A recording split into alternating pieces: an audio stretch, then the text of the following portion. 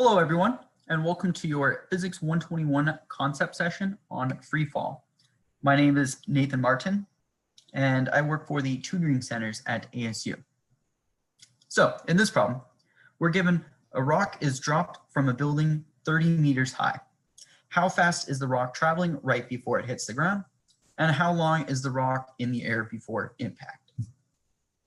So, this problem, right, free fall, they're begging for us to use the kinematic equations, right?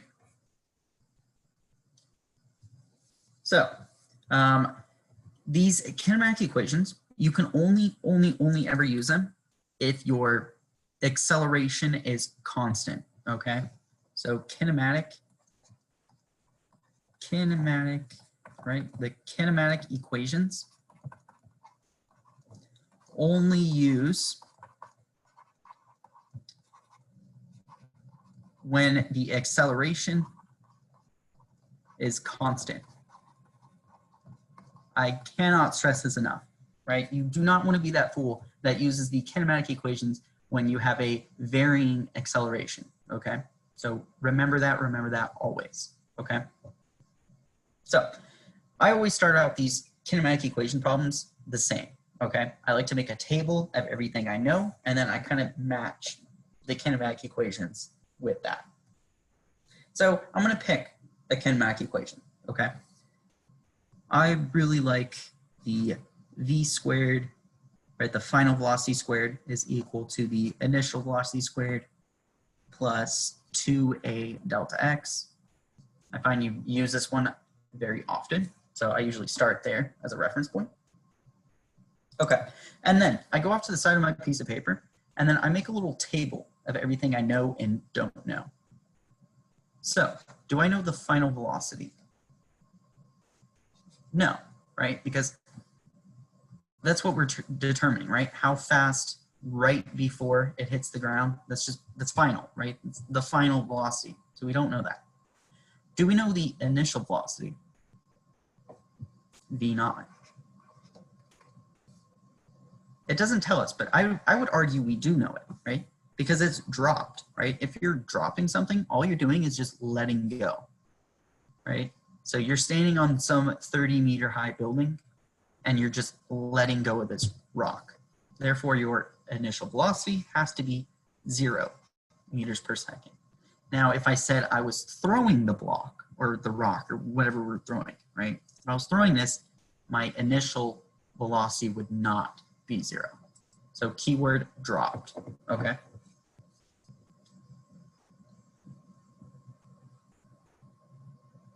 Do I know the acceleration?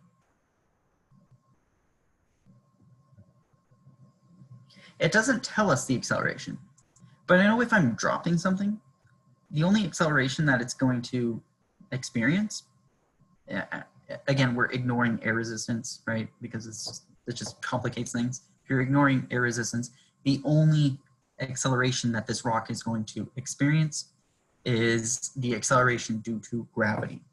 So that is g. And I'm going to define our coordinate system g, like if I'm going to define going down as being positive, so it's just positive g. So g, that's approximately 9.81 meters per second squared, right?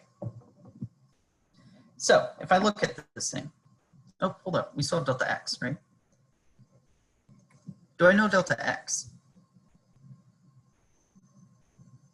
Yes, I do, right? Because the building is 30 meters high. So my change in, my displacement is 30 meters. So cool. Now if I look at everything, I know everything in this equation except VF, right? So I'm going to solve for the final velocity.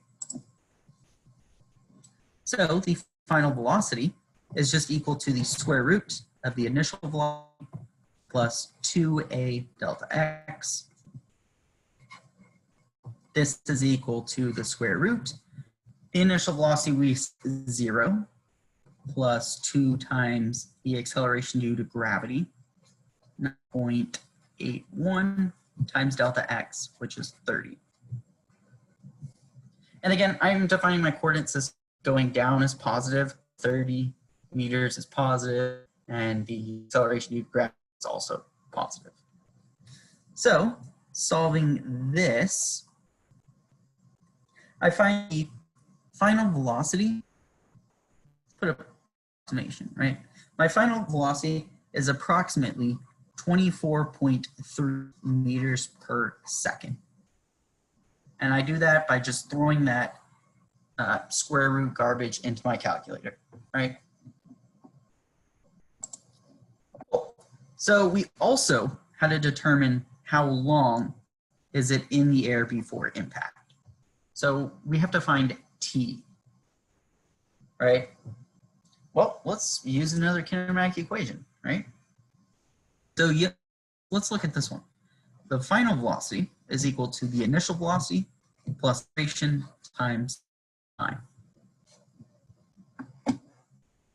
Okay, new equation. Well, I know VF, I know V naught, I know, right? Those are all the same. Do I know T? No, I don't know T because I'm solving for that, right? So let's solve for T.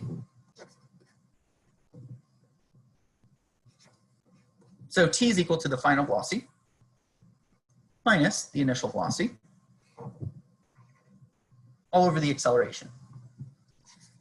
So plugging in my numbers, I find that the final velocity, 24.3 minus the initial velocity, which is 0, all over the acceleration, which is 9.81.